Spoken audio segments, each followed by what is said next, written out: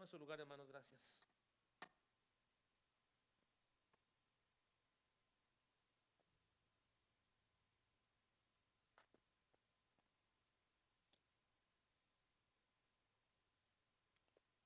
Estamos en el estudio del libro de Esther. Comenzamos hace un mes nuestro estudio de Esther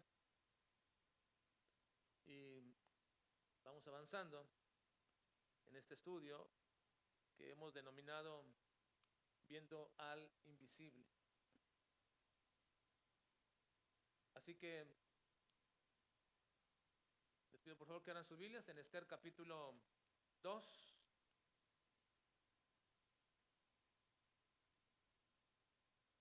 Y vamos a comenzar el estudio del capítulo 2 ahora, bajo un subtema que he denominado El Dios invisible actúa soberanamente a nuestro favor, pero esto no es una inocuidad adquirida. En un momento voy a explicar esto. El Dios invisible actúa soberanamente a nuestro favor, pero esto no es una inocuidad adquirida. Ya hemos visto, hermanos, en el capítulo 1 del libro de Esther, que ha sido el capítulo introductorio a esta hermosa historia épica y dramática, en donde se nos ha dado los antecedentes, las razones y los propósitos de esta historia. Y por supuesto, también en este capítulo 1 hemos visto la base teológica que permea toda la historia del libro de Esther.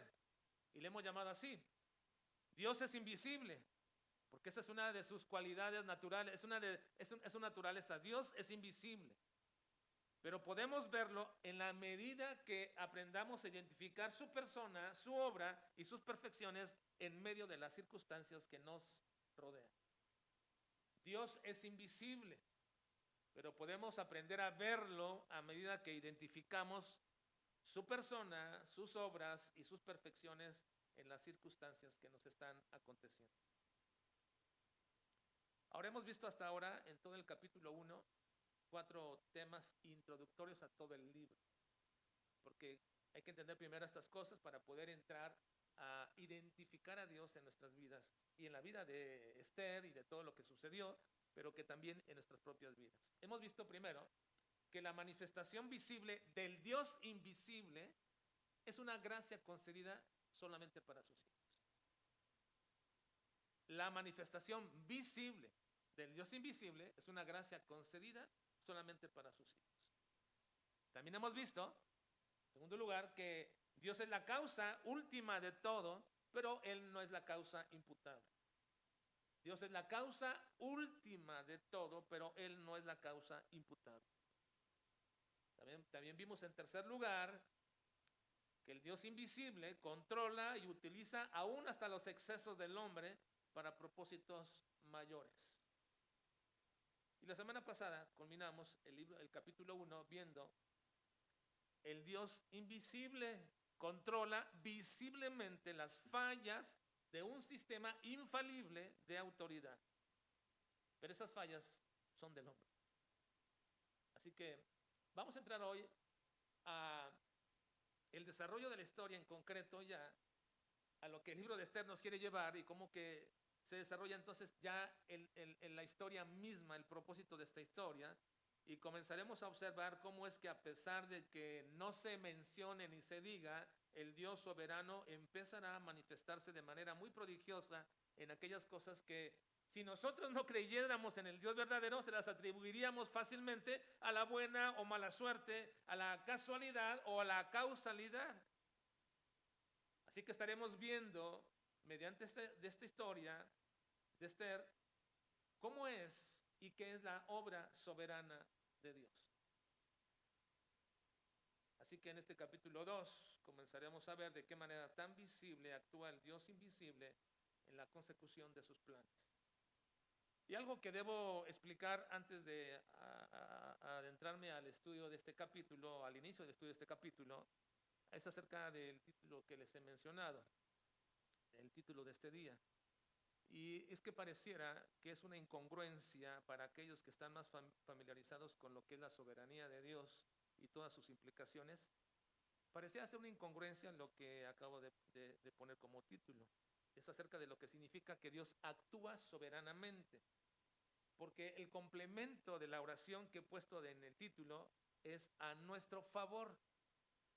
Dios actúa soberanamente a nuestro favor. Pareciera ser que esta partícula puesta después, posteriormente, a nuestro favor, es la clase de pensamiento que hoy se ha infiltrado en la mente de muchos creyentes y quizás en la mayor parte del mundo evangélico, bajo la idea de una especie de inocuidad adquirida.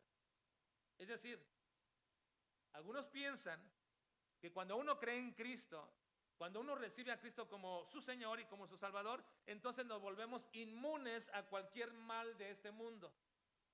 Y por alguna razón llegan a pensar y suponen que si somos hijos de Dios, entonces todas las cosas se nos van a conceder y que Dios está de alguna manera obligado a liberarnos de todo mal, o que Dios habrá de hacer cualquier inconveniente en nuestra vida, o cualquier dolor o tristeza o frustración, lo va a hacer que sea evitado de nosotros y no nos venga ningún pesar, ningún mal.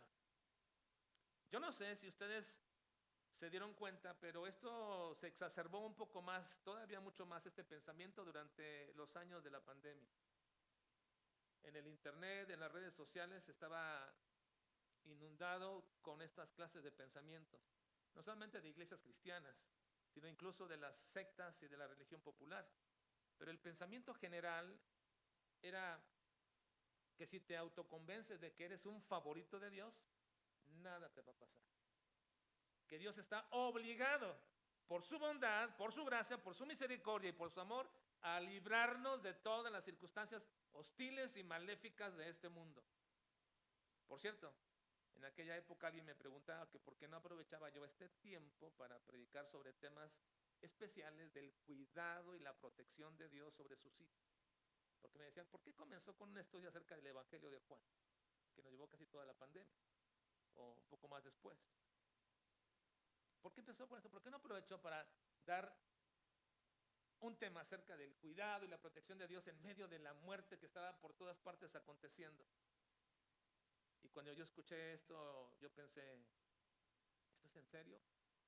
Todavía hay pastores y predicadores que creen que hay escrituras especiales para ciertos tiempos. Y no es que no podamos encontrar consuelo en la escritura cuando pasamos por días difíciles y ocasiones especiales, y que no podamos ser exhortados o animados por la palabra, pero ¿no es acaso toda la escritura inspirada por Dios y útil para enseñar, para redarguir y para corregir injusticia? Toda la escritura, hermanos. ¿No podríamos encontrar consuelo en el Evangelio de Juan? ¿No podríamos encontrar seguridad en nuestras vidas en el libro de Deuteronomio? ¿No podríamos encontrar en nuestras vidas en el momento que pasamos difícil de nuestra vida en el libro de Apocalipsis? Toda la escritura es inspirada por Dios y útil para corregir, para instruir, para enseñar, para redarguir. Pero hermanos, ¿no podríamos estar nosotros rebuscando en la palabra y evadir partes de la palabra que nos parecen un poco inadecuadas y que presentan una idea no apetecible a la gente acerca de Dios? La gente de este tiempo no requiere tener una imagen de Dios ad hoc a sus circunstancias. No. Dios es el mismo. Él no cambia. Ni Él se muestra más complaciente o más misericordioso en ciertos momentos. Solamente las personas que han sido perfiladas mediante una predicación expositiva de manera sistemática alcanzan a ver a Dios así. Es cierto, hermanos, que las circunstancias nos hacen recurrir a Dios, pero no de la manera que muchos lo hacen, porque ahora es cuando nosotros seguimos descansando en un Dios soberano, y eso es precisamente lo que quiero aclarar en este día, de un Dios soberano. Es precisamente que cuando uno habla del accionar de Dios como soberano, que es, uno tiene que entender ciertas implicaciones que la historia de Esther en este pasaje nos va a mostrar. Por cierto, cuando uno está muy habituado a querer utilizar la Biblia para la necesidad circunstancial en la que nos encontramos, somos muy dados, hermanos, a querer ir siempre a pasajes donde mi momento me está llevando en la búsqueda de ello, Y por eso es que muchas personas nunca salen de leer salmos. Toda su vida pasan salmos, porque dicen, es que esto me da aliento, es que esto me ayuda. Y siempre está pensando así de leer siempre esos pasajes, y no van a toda la escritura. Y por eso su idea de Dios está muy limitada. Muy limitada. Yo acuerdo cuando mis hijos eran pequeños, les decía a ellos que estaban leyendo la Biblia, cuando estaba checando toda esta parte, decían, sí, ya, ¿en qué vas? En Salmos. Y después pasaban 2, 3 meses, vas en Salmos todavía, y Salmos todavía. Y decía, ¿por qué? Bueno, es que les gustan los Salmos, ¿verdad? Les gustan los Salmos. Y yo, bueno, muy bien, les gustan los Salmos. Pero hermanos, eso es una manera de leer muy parcial. Y de ver a Dios muy parcial.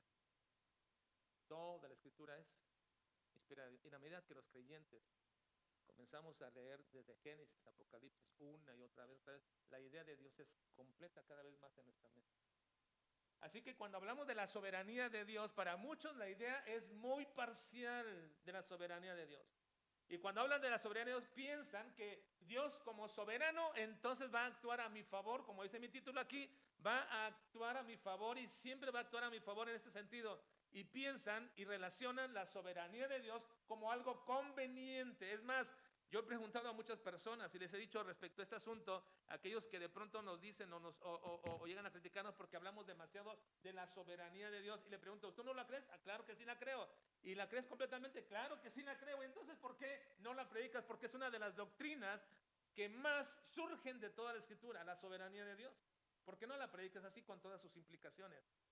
Bueno, es que dicen, no creo como tú la crees. ¿Y cómo es que la debo creer? ¿Cómo la debes de creer tú? Si decimos que Dios es soberano completamente, totalmente. No hay restricciones en lo que Él hace. Lo único que hace actuar a Dios en su soberanía es su propio deseo. Así que cuando decimos que Dios actúa soberanamente a nuestro favor, debemos quitar la idea de que si me va bien, Dios actuó soberanamente, pero que si me va mal, pues a Dios se le pasó esta parte. No, de ninguna forma, de ninguna manera. Así que quiero, hermanos, esta mañana llevarlos a esta parte de la historia de Esther y que veamos algunas implicaciones de este actuar de Dios soberano a nuestro favor. Y explicaré a qué me refiero con esto. Versículos 1 al 4, por favor. Vamos a iniciar en el capítulo 2, versículos 1 al 4.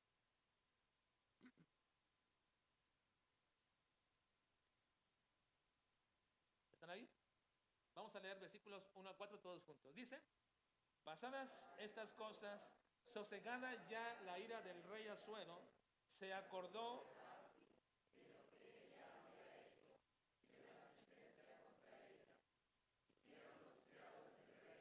sus cortesanos, busquen para el rey jóvenes virgen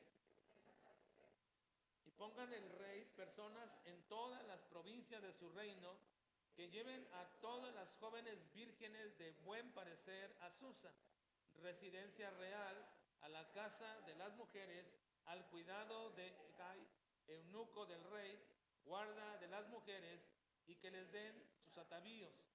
Y la doncella que agrade a los ojos del rey, reine en lugar de Basti. Esto agradó a los ojos del rey y lo hizo así. Bueno, lo primero que veamos, hermanos, quiero que veamos en esta mañana es que la soberanía de Dios en su actuar no está coaccionado por nuestras circunstancias. La soberanía de Dios en su actuar nunca está coaccionado por nuestras circunstancias. Es decir, mi circunstancia no obliga a Dios a actuar. Mi situación no obliga de ninguna manera a Dios que Dios actúe. Algunos pensarán que mediante la oración nosotros estamos obligando a Dios para que actúe sobre un asunto de nuestras vidas. Y ven entonces la oración como el elemento coaccionador para que Dios haga lo que yo necesito. Incluso que si yo logro orar de tal manera o tal forma, haré entonces que, como yo dije en una ocasión en un cierto estudio que me pidieron escribir, que vamos a doblarle la mano a Dios para que Él haga como yo necesito que haga. No es así, hermano. La oración no es ese elemento y Dios jamás es coaccionado por mis circunstancias. Este pasaje dice que ya se le había pasado la ira y la borrachera a Asuero, que fue donde nos quedamos la semana pasada. un hombre que estaba ebrio y que quiso exponer a su esposa, y que luego su esposa se opuso y comenzó la primera, ¿cómo llamamos esto? La primera ola del feminismo, ¿verdad? Donde tuvieron miedo todos los hombres de aquel tiempo, y si las mujeres todas escuchan esto, van a decir, todos los hombres van a ser rebajados de su posición, y el rey dijo, no, vamos a parar esto aquí en este momento, y tomó la acción en contra de Basti para destituirla, pero ya se le pasó la borrachera a este rey, ya se acabó su ira y comenzó a pensar en Basti, se apaciguó su ira, y quizás pensó por algún momento lo que había hecho y la sentencia contra ella. Es probable que esta frase indica que este rey comenzaba a dudar de lo que había determinado en contra de su esposa. Y por ello es que de manera inmediata sus criados o cortesanos reaccionaron para buscar a la sustituta de Basti. Esta debería de tener ciertas características, debería ser vírgenes, las mujeres que iban a ser pasadas por este filtro, de buen parecer, y deberían ser traídas de todas las partes del reino. Y eso agradó al rey y así fue como lo hicieron. Ahora, no deberíamos nosotros pensar, hermanos, que ahora Dios está comenzando a actuar o a trabajar a favor de Esther solamente porque Esther está en desventaja con otras mujeres. Vamos a ver en la próxima semana las desventajas que tenía Esther respecto a aquellas mujeres, pero nosotros no deberíamos pensar que ahora Dios va a comenzar a trabajar a favor de Esther solamente porque Esther está en desventaja con aquellas mujeres, y que Dios va a cambiar las circunstancias adversas de Esther, haciendo con esto, en el cambio de circunstancias adversas, un nuevo parámetro de actuar de Dios. Déjenme les explico, hermanos. Tengamos cuidado con este pensamiento de pronto, que cuando estamos en desventaja o estamos en una posición muy falible de nuestra vida o en un momento de debilidad, entonces Dios va a actuar en ese momento de mi vida y va a cambiar el parámetro o el paradigma de la forma soberana en que Dios actúa. ¿A qué me refiero con esto? Bueno, déjeme le explico esto con un sencillo ejemplo muy clásico. Un joven o una señorita, que bien pudieran ser ustedes o yo en los tiempos de estudiantes, si es que les pasó, a mí me pasó, y no digan que ustedes no, pero creo que así fue. Pero un joven o señorita de tiempos actuales, o bien nosotros en tiempos antiguos, cuando estudiábamos, no estudiamos en cierta ocasión para un examen. Y entonces, cuando estás haciendo el examen, te pones a orar para que te vaya bien. Y después del examen, sabes que no contestaste bien, y entonces vienes al culto de oración de la iglesia del día jueves o día miércoles, donde fuera, y le pides a la iglesia que ore para que ese examen que hiciste, que es determinante para que tú entres a una carrera que quieres o para que puedas salir bien de ese grado, que te vaya bien. Y dice la iglesia, hermanos, oren para que me vaya bien en este examen. No, tú sabes que no estudiaste, sabes que no contestaste bien, y luego pides oración y tú oraste y te estás orando y dices, Señor, que el Señor me ayude para salir bien en ese examen. ¿Qué está pensando ese joven señorita? ¿O qué pensabas tú o yo que nos pasó quizás? ¿Piensas que Dios va a querer cambiar la calificación? Cuando tú pides oración, Señor, ese 6 que lo cambien y lo pongan 9, se equivoquen, pongan un 9. ¿Piensas eso? ¿O piensas que los que te están evaluando en el examen vean en lugar de la respuesta incorrecta, la correcta? La hizo bien y correcta. ¿Piensas que va a suceder eso? ¿O piensas que cuando van a poner la calificación, en lugar de ponerte una que tú te mereces, sean movidos por algo en su corazón y digan, bueno, realmente vamos a ponerle una mejor calificación? Eso es lo que estás pensando cuando dices, vamos a orar, y voy a orar, y pides a la iglesia que ore por algo que tú sabes que hiciste mal, que está mal, que no estudiaste, que no hiciste el esfuerzo como deberías. ¿Piensas que Dios va a actuar de esa manera soberanamente a tu favor? Pues sí, algunos lo piensan. Sí, hermanos, algunos piensan así. Pero hermanos, Dios no es cómplice de flojos. De ninguna manera. Ni va a ser condescendiente con un soberbio o con alguien que abiertamente no le obedece. La soberanía de Dios es la que determina hacer lo que Él quiere hacer. No son nuestras circunstancias. No son mis circunstancias las que mueven a Dios a hacer lo que Él quiere hacer. No son mis necesidades las que mueven a hacer lo que Dios va a hacer.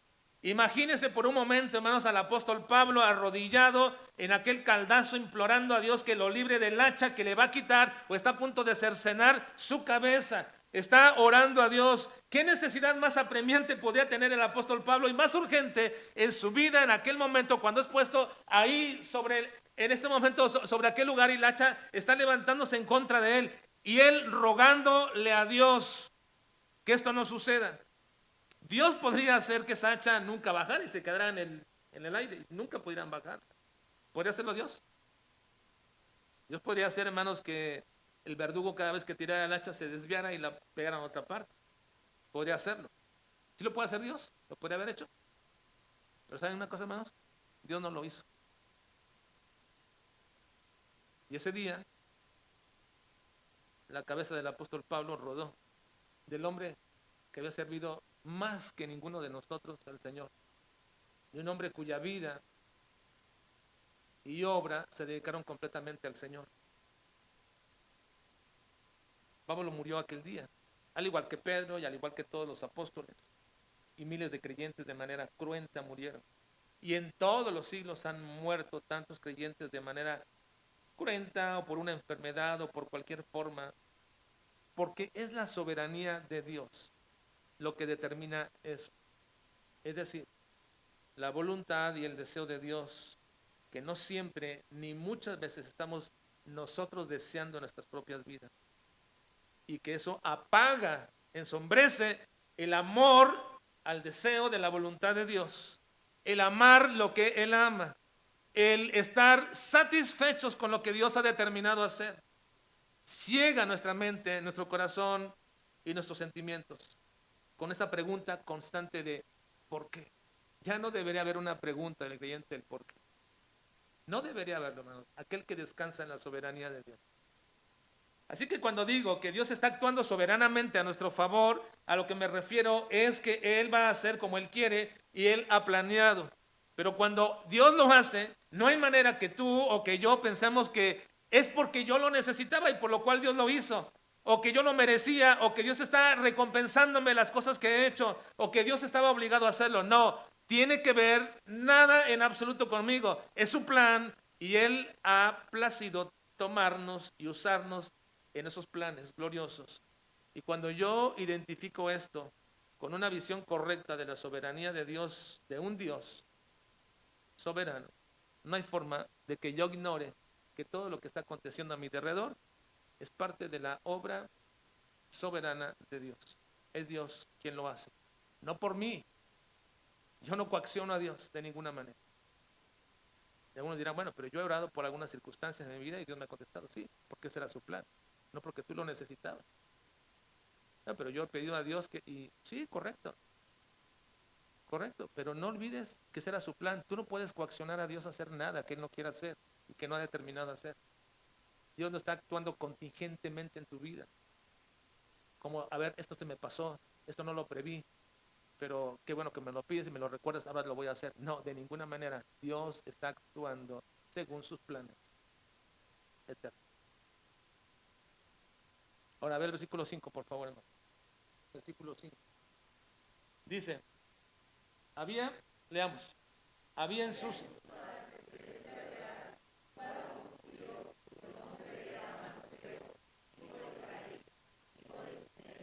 hijo de Cis, el linaje de Benjamín. Y aquí, hermanos, es donde se introduce en nuestra historia a Mardoqueo y a Esther. En realidad, yo tengo la teoría de que este libro no se debió haber llamado el libro de Esther. El título no es divino. El título no lo puso Dios. Así lo pusieron los compiladores de este libro, los que pusieron. Pero yo tengo la teoría de que este libro no debería llamarse el libro de Esther, sino el libro de Mardoqueo, porque la figura prominente en todo este libro es Mardoqueo. Y lo van a ver cuando ustedes vayamos leyendo.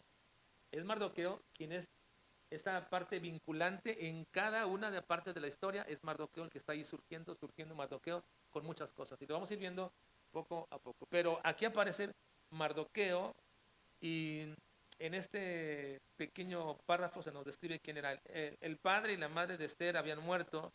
Ella era entonces huérfana y su primo Mardoqueo, por supuesto, era más grande que ella y le había adoptado. Muy probablemente él fue el que le cambió el nombre de Adasa, que significaba mirto, por el de Esther, que significaba estrella. Así llamaba antes Esther, Adasa. Ella era de hermosa apariencia y es aquí donde comenzaremos a ver cómo es que el favor de Dios de manera soberana se comienza a manifestar. Y por ello quiero que observen la identidad de Mardoqueo que nos menciona el versículo 6 al 8. Vamos a leer, versículo 6 al 8.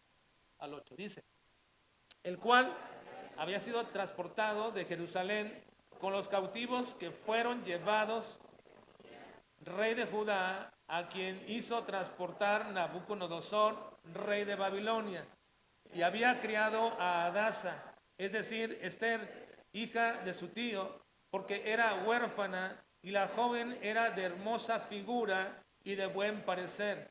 Cuando su padre y su madre murieron, Mardoqueo la adoptó como hija suya. 8. Sucedió, pues, que cuando se divulgó el mandamiento y decreto del rey y habían reunido a muchas doncellas en Susa, residencia real, a cargo de Hegai, Esther también fue llevada a la casa del rey al cuidado de Hegai, guarda de las mujeres. Ahora, aquí se nos da el contexto histórico de cuánto o cuándo está pasando todo esto. Nos dice que Mardoqueo era del grupo de los cautivos que fueron llevados a Babilonia por Nabucodonosor. Así que entonces Mardoqueo era un contemporáneo, aunque no creo que de la misma edad, pero era un contemporáneo de Daniel, de Esdras y de Nehemías. Y es precisamente que en esta relación que tiene Mardoqueo con Daniel, Esdras y de Nehemías, se ve de manera muy visible la obra específica del favor de Dios, no por causa de ellos, sino por sus planes, lo que Dios había determinado.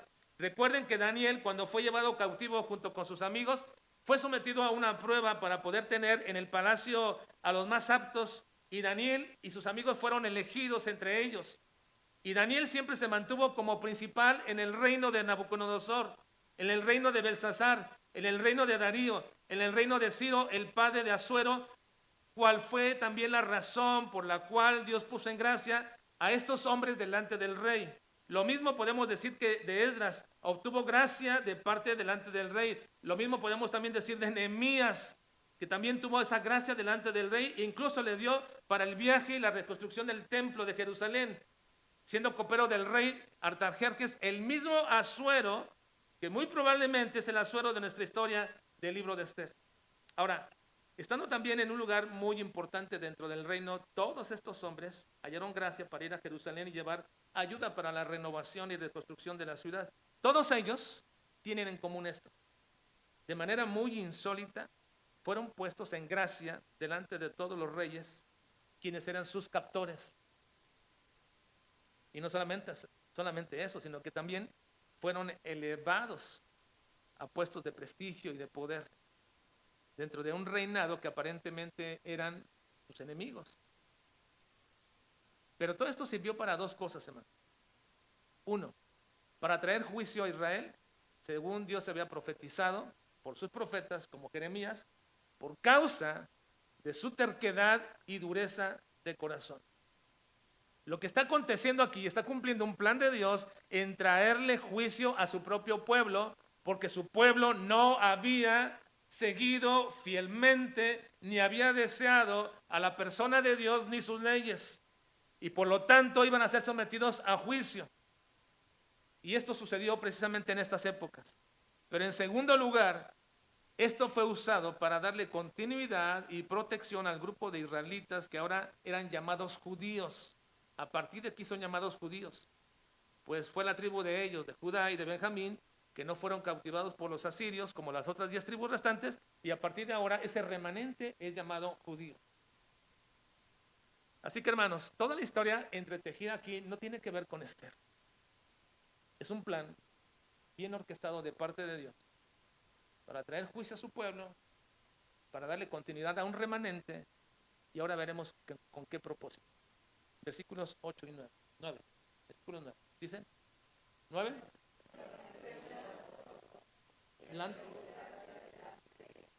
Por lo que hizo darle prontamente atavíos y alimentos. Y le dio también 7 doncellas especiales de la casa del rey, y la llevó con sus doncellas a lo mejor de la casa de las mujeres. Hasta ahí. Esta doncella, Esther, agradó a los ojos de ellos y halló gracia delante de él. ¿Cómo es que halló gracia delante de él? Esta misma palabra halló gracia es exactamente la misma palabra, la misma expresión con la que Daniel halló gracia a sus amigos delante de Nabucodonosor, la misma con que halló gracia Esdras y Nehemías delante de aquellos reyes, y ahora Esther está hallando gracia delante de este rey y toda su corte. Ahora, no quiero adelantarme, hermanos, a un concepto grandioso, y creo que es la forma más especial como Dios se manifiesta en este libro de Esther, porque vamos a llegar a este punto.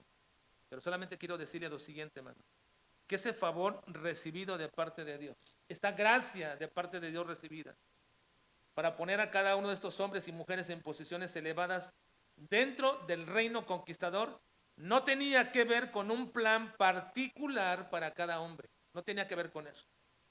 Es decir, estos personajes no eran el fin o el propósito, ellos solamente eran el medio por el cual Dios está mostrando su tejido hermoso de sus acciones a fin de cumplir sus planes ya previstos desde la eternidad. Si uno tiene una correcta visión de cada historia de la Escritura, uno tiene que pensar siempre que todo esto no está sucediendo contingentemente en la historia de un pueblo, de una nación o de una persona. Es el desarrollo, es la consecución de lo que Dios había orquestado desde la eternidad. Así que el fin o el propósito de este actuar de Dios tampoco era Israel, ni era Esther, ni era Israel, ni tampoco su supervivencia.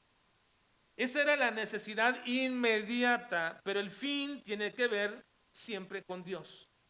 Su plan redentor que Dios lleva a cabo desde la eternidad, donde Dios va a mostrar a través de todos estos sucesos cómo Dios está llevando a cabo el acto más glorioso para mostrar su gracia en la persona de Cristo, para redimir a los que habrían de ser suyos por la eternidad. Y si uno pasa, hermanos, por estas páginas y solamente se concreta en los personajes, sin ver que cada punto de ese tejido está ayudando a llevarnos a un final maravilloso, con un manto de gloria relumbrante. Si uno no pone atención en esto, se quedará uno sencillamente con una pequeñez de la grandeza de Dios. No lo podrás glorificar como Él desea ser glorificado. No te humillarás ni dirás certeramente, todo eso obró Dios para que yo fuera su hijo. Si tú no alcanzas a ver todo eso en la Escritura y simplemente lo ves como una anécdota histórica, pero no lo relacionas contigo, entonces estás perdiendo mucho de la grandeza de Dios. Porque todo ese obra tiene que afectar tu propia vida y te afectó. Para que tú y yo estemos sentados ahora aquí y digamos, Dios es soberano y a Él sea siempre la gloria. No lo puedes decir si no lo ves. En toda la historia, obrando. No lo podrás glorificar como Él desea ser glorificado. Y nosotros, sin saberlo, no podemos más que humillarnos. Porque, hermanos, nunca se trata de nosotros. Ni se trata de Israel. Se trata de Dios. Del Dios glorioso y soberano. El Dios invisible que se manifiesta con obras firmadas indudablemente por su mano. Esa mano invisible, pero que ahora tú puedes alcanzar a ver detenidamente en tu propia vida. Ese es nuestro Dios, hermanos, que actúa a nuestro favor de manera soberana, sin que nosotros seamos la causa de por qué Él actúa. Pero que sí somos receptores de esa gracia, de ese poder y de esa bendición. Y cuando, como decía uno de los hijos de Saúl, cuando David le invitó a comer a su mesa, simplemente está probando aún hasta de las migajas que caen como la mayor de las bendiciones a nuestras vidas. El hecho de que tú y yo estemos ahora aquí glorificando a Dios es simplemente, hermanos, esa gracia derramada por todos los tiempos, por todas las edades, hasta llegar a mí, porque ese era el plan de Dios. Dios actúa soberanamente a nuestro favor, pero tú no eres la causa de eso. Y sin embargo, somos muy bendecidos. Estamos por entrar a esa obra soberana de Dios que veremos en los próximos versículos. Pero ahora, por ahora piensa siempre esto. Dios es soberano y Él actúa soberanamente. Y cuando lo hace a nuestro favor, no te la creas. No eres el favorito de Dios. Ni pienses estas cosas. Tú no tienes una inocuidad adquirida. Vas a sufrir como todos sufren. Pasaremos por fuego. Pasaremos por pruebas. Y sufriremos todas las cosas de este mundo. Pero tenemos una gran ventaja. Dios está con nosotros y creemos en un Dios soberano. Y ahí descansa nuestra alma. Vamos a orar, por favor. Tienen sus...